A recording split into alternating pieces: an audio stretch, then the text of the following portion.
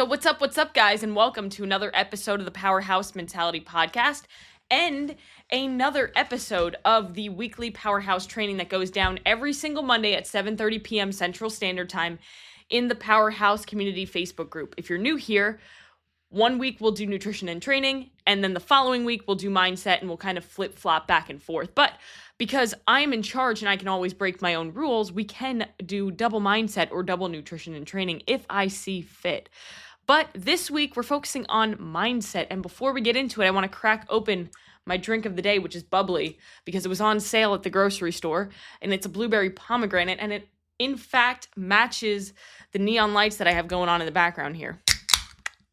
It's just a satisfying sound to listen to on the mic. Yep, I won't be purchasing that flavor again. Ooh, that is not that great. But you know what? I have 12 of them, and I will not waste my money. So, guys, let's get into the episode of today. And the topic, like I said, is a mindset topic. And the topic that I picked for today is very relevant, I feel like, in today of where we're at. So it's September 30th. We're kind of in a little bit of a weird season. I've been coaching people long enough to know that around September, October area, people start to get into a little bit of a funk. And usually it has to do with the transition of seasons, but also the transition of kids are going back to school. You know, if you're a teacher, you're going back to work. And there's just a lot of just changes that happen around this time of year. So a lot of people get into this little bit of a funk because it's a transitional period. There's nothing wrong with transitions. Transitions can be phenomenal. In fact, they are. Like, transitions in life are having a new job or moving to a new place, getting a house, getting married, having a child. They're incredible things, but because they're different, it kind of makes us feel a little bit weird. And today's topic, we're going to talk about the two sources of your anxiety. Now, could there be more sources? Absolutely. But these are the two most common things that I see. And you can put a lot of different things into these two different categories. So, number one, focusing on things that are completely out of your control. And number two, procrastination. And I know that everybody who's watching this, everybody who's listening to this, you've at one point in time procrastinated, probably more than you'd like to admit. I procrastinate all the time. As well as you focus on things that are completely out of your control. And I also do that all the time. So I think it's important to admit when you actually do these things, because yes, it would be nice to say that I don't procrastinate and I don't focus on things that I can't control. But I am in fact human and not a robot, so my emotions like to play with me a little bit. And I'm sure you fall into that category too. But let's try to understand each one of these, but then also understand how we can overcome them in the moment. And of course, it's easier said than done, as with everything. But I saw a quote when I was reading The Daily Stoic. So I love The Daily Stoic. It's actually on my bookshelf in the background somewhere right there. That tan book, if you're watching this on video. So The Daily Stoic is a passage every single day from a Stoic. And it kind of just focuses on a different topic. So this is something that I saw, I can't even remember what month it was, but I've read that book multiple times. There's 365 passages for each day of the year. It's phenomenal. If you don't have it, I highly recommend you at least go through it once. But it's something that I always come back to. And there's a quote in there, and it says, "When I see an anxious person, I ask myself, what do they want? For if a person wasn't wanting something outside of their control, why would they be stricken with anxiety?" Now, I want you to think about that. Why would you have anxiety if you're not wanting something that you can't control? So I'll use two examples. One is going to be myself, because I have to absolutely throw myself under the bus. I can't throw somebody else under the bus and not throw myself under the bus. That would be stupid. So number one is myself. So last week, I live in Florida. I live in the panhandle of Florida. For those of you who have never been to the panhandle of Florida, it's a very strange place. But it's also a place where lots of hurricanes like to pop up. And last week, I was watching the storm radar like it was going to give me money if I was able to guess exactly where it was going to go. And the crazy thing about it is I had so much anxiety about this hurricane that could be coming and hitting us, or could turn that way. It could do so many different things. And I spent the entire week just wasting time and energy and focus that I could have been using on other things like building the business, marketing, talking to clients, programming for clients, doing all those things, or just, focusing on things that I could do with my husband or training. And I was taking some of that focus out of those things and putting it onto something that I have literally no control over. I cannot control if the hurricane turns slightly east. I could pray to God that it would. And hey, God answered my prayers, because that hurricane that was coming right for us turned east like the last 12 hours before it hit land. So as devastating as it was for those that it hit, it could have been much worse for us. And I'm internally grateful that it wasn't. But here's the thing. I can't control the weather. So me wasting my time, energy, and focus and getting anxious about the weather isn't going to change anything. Now that I've thrown myself under the bus, let's talk about my mom. Time to throw her under the bus. Now, I love my mom. And my mom is an incredible mother. She's like, I couldn't have asked for a better mother. But I'm sure that most parents who are listening to this can probably relate to this. As a parent, as a mother that she is, she's an anxious mother who's always worried about her children. Always. She worries about my brother. She worries about myself. And she'll text me at like 1 a.m. sometimes and saying, hey, I'm just worried about you and I can't sleep. For no reason. Why am I up at 1 a.m? Because I have insomnia. But that's besides the point. In fact, I actually just become more creative at night. I find that some people are night owls. They get more creative at night. Some people are morning people. They are more creative in the morning. For myself, I get my best work done at night. So I am a night owl, and I will always live by that. But she's an anxious mother. She's always worried about her children. And what does she want? She wants something that's not in her control. She wants the world to be a safe place. And while we can't necessarily control that, so why would we focus on that? We could focus on teaching our children to do the best that we can, right? So that they can live a life that they can be proud of, pushing them, supporting them.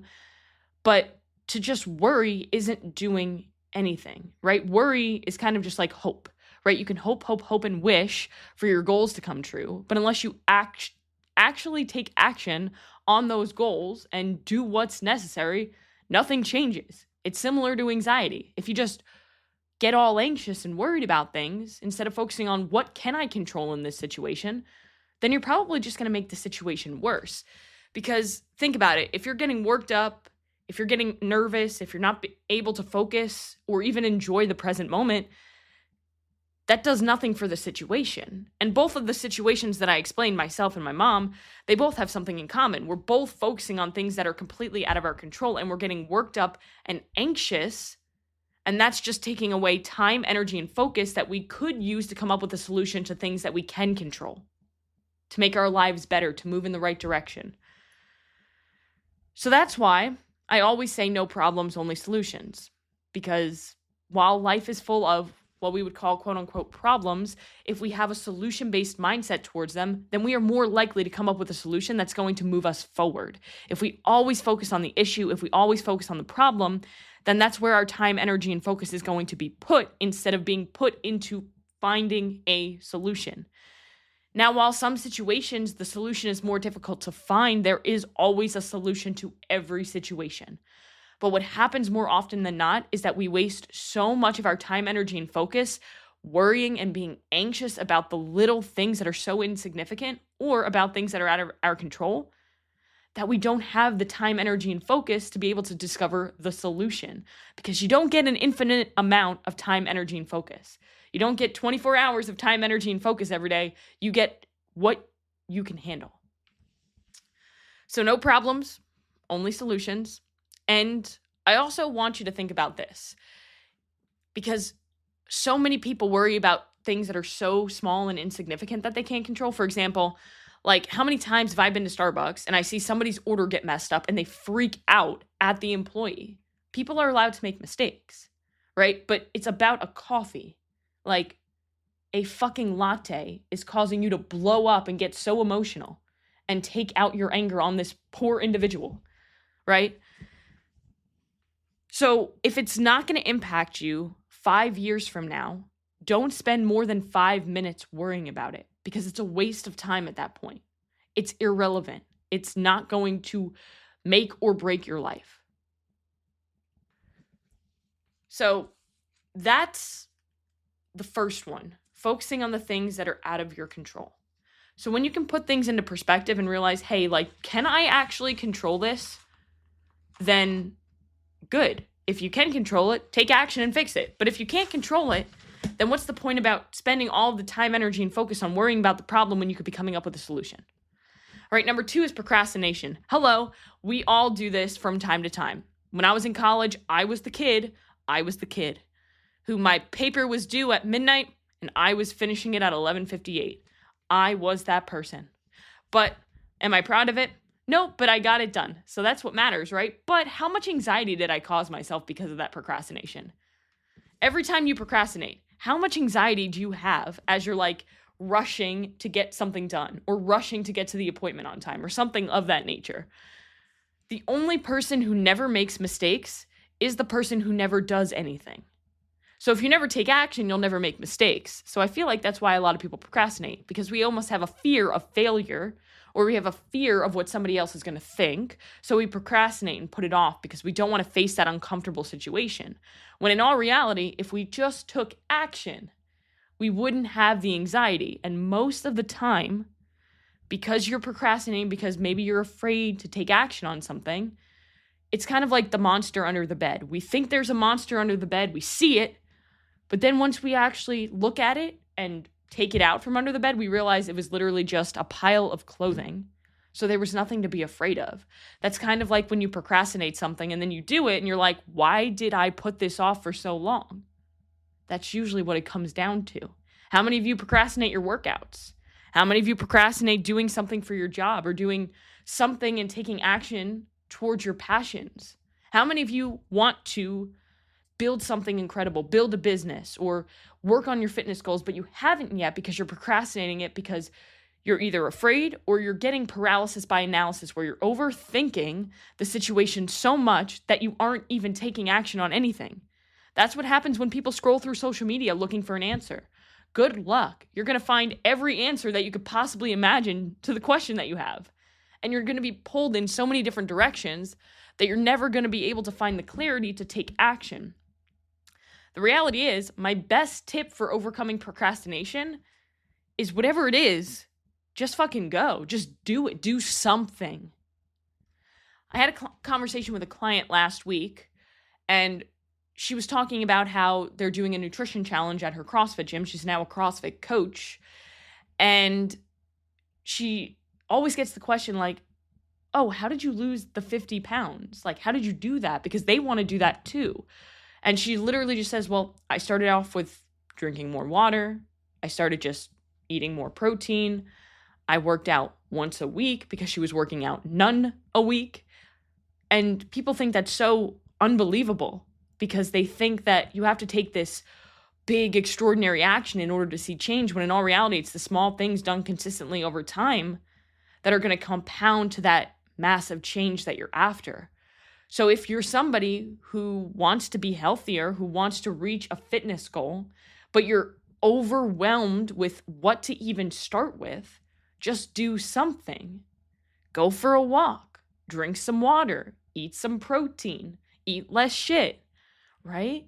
Little things. If you're working out 0 times a week, work out once a week. Don't try to work out 6 days a week if you don't work out at all. Because if you take on too much at once, you become overwhelmed, and then you'll definitely continue to procrastinate. So my best tip is whatever it is, just do it. Prioritize and execute if you're overwhelmed. So what's the most important task that I need to get done now? Finish that task, then move on to the next one. What I find so many people do when they're procrastinating is they hop into one task, then hop into another task, then hop into the third task, and they never actually find progress in any of the things that they're doing. So then they lack fulfillment and they feel like they're not going anywhere because while they're doing so many different things, they're never moving the needle in any of those things. So in order to find fulfillment in what you're doing, you need to find progress in what you're doing. And the only way to find progress is to break it down into steps. If I want to achieve a 30-pound weight loss goal, then why don't I just focus on the daily non-negotiables that I need to do on a daily basis to take me to that goal? For example, if I break it down into steps, hey, I'm going to hit my protein macros today. I'm going to get in a lift today. I'm going to go for a walk today. Break down those things. Same thing with any sort of task that you have to do. The only way for you to run a marathon is to do it one step at a time. You can't skip fucking steps in a marathon. If you want to read a book, you have to read it one page at a time. You're not going to finish the book by skipping 30 pages. I mean, you can, but you didn't read the book then. So you can't skip steps. If you're procrastinating, take it one step at a time, break it down, prioritize, and execute, and just do something. Stop overthinking. So to summarize all of this up, there are 3 questions that you want to ask yourself when you are dealing with anxiety. 1, why are my insides all tied up? Why am I so anxious? 2, am I in control or is my anxiety in control? And 3, and this is the most important one, is this anxiety doing me any good? And I'm going to answer these questions for you right now. Because are you in control or is your anxiety in control? Number 1, you are always in control. You always have a choice. Even when you don't feel like you're in control, even when you feel like your anxiety is controlling you, take a deep breath and remind yourself that this is your body, this is your mind, this is your life. You have control. When it comes, is my anxiety doing me any good? It's not. It never is. Could anxiety maybe push you to do something that maybe you've been putting off? Maybe, but you're probably anxious because you're putting something off. So take action, right? Why are my insides all tied up in knots?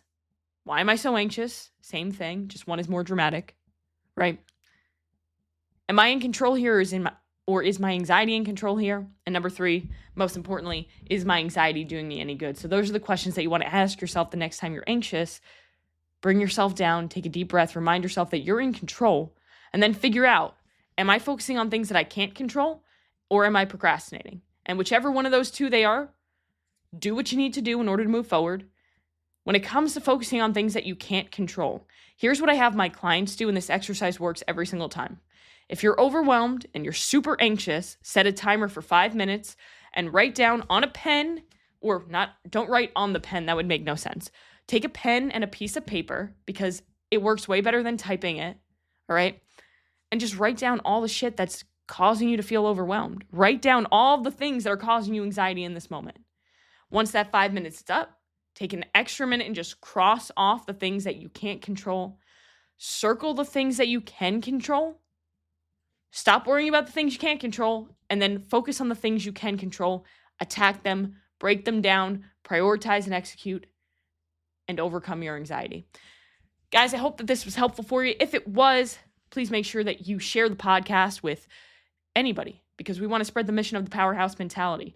But also, just a reminder, guys, the new Powerhouse Mentality website is up. We have all of the gear up on the website, fuel and gear for the mentally tough. So I know everybody who's listening to this podcast, everybody who's watching this video live, you are the mentally tough. You would not be here if you weren't. So go and get your gear. We have hats. We have t-shirts that are the softest t-shirts you could ever imagine. We have the Powerhouse Performance hoodie. And our vow to you guys is that we are going to make the best quality apparel that you could ever imagine. If there's ever an issue, we will always stand up and fix it. And we are going above and beyond to make sure we are getting the best stuff out to you guys. So go out and do one thing that's going to take you one step closer to where you want to be. And I'll see you next time.